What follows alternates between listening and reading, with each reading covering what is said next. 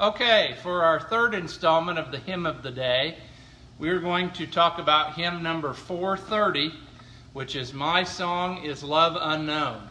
This was the Hymn of the Day for, I believe, the 29th of March.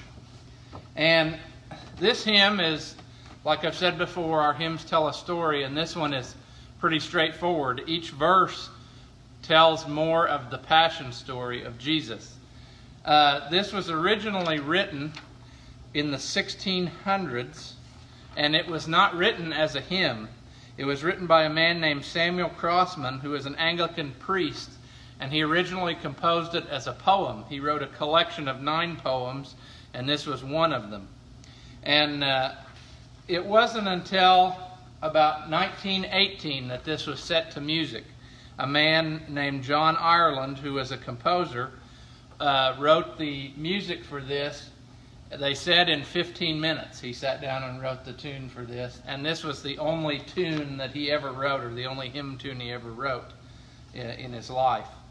But if you look at the hymn, starting with, I'll also say that it wasn't in our hymnal until this book came along, which was Lutheran Worship in about 1982, I believe, is the copyright on it. So this was the first hymnal in our church where it was included. If you look at the first verse, it sort of starts us with the theme of the hymn.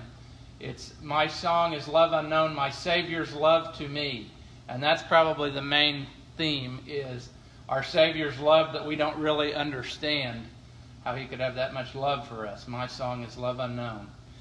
Okay? My Savior's love to me, love to the loveless shown that they might lovely be.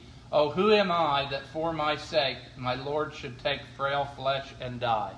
So that sort of sets the scene for the rest of the hymn. We don't really understand how God has that much love for us. And then you go on to verse 2, 3, 4, 5, 6, sort of tells more of the passion story.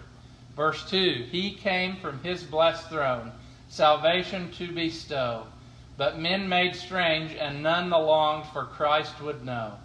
But oh, my friend indeed, who at my need his life did spend.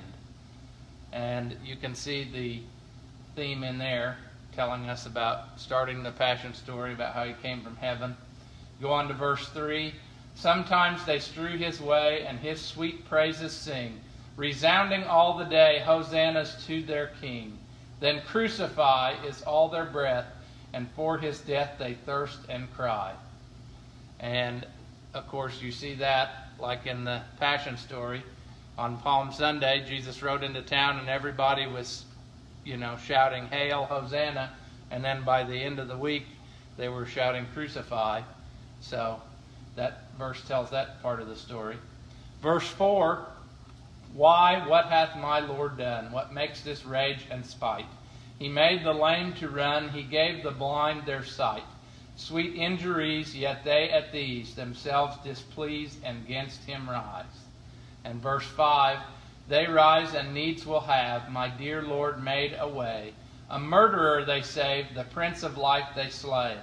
Yet cheerful he to suffering goes, that he his foes from thence might flee. So that verse in particular hints to the when they released Barabbas instead of him, a murderer they saved, the Prince of Life they slay. Doesn't make much sense if you think about it, at the time, but that's what the people did. They hated Jesus, they wanted him killed, and even Pilate didn't really understand why they would want to release a murderer instead of Jesus, who hadn't done anything wrong. We go on to verse 6. In life no house, no home, my Lord on earth might have. In death no friendly tomb, but what a stranger gave.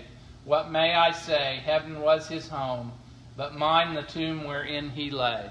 That verse has a lot of things in it. First of all, it starts out with, in life no house, no home, which is hinting to when Jesus was talking about how, the birds of the air have nests and the Son of Man has no place to lay his head. Then we go on to talking about the tomb. He didn't even have a tomb. It was given to him by somebody else, Joseph, who it was his own tomb, and he let Jesus be buried there. What may I say? Heaven was his home, but mine the tomb wherein he lay. We all deserve to have been the ones to die, and Jesus had done nothing, and he did it in our place. So verse 6 really highlights that and makes you think about, that we are the ones who deserve that instead of him.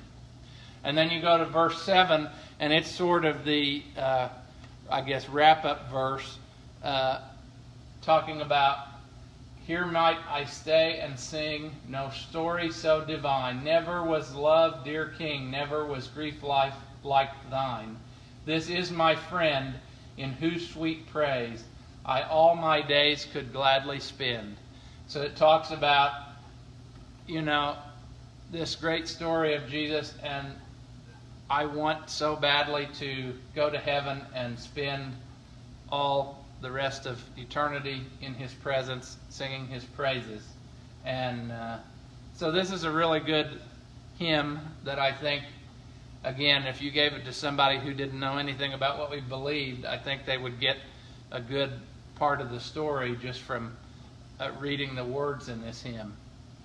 So go ahead and turn to 430 in your hymnal, and I'll give you an introduction, and then we will sing.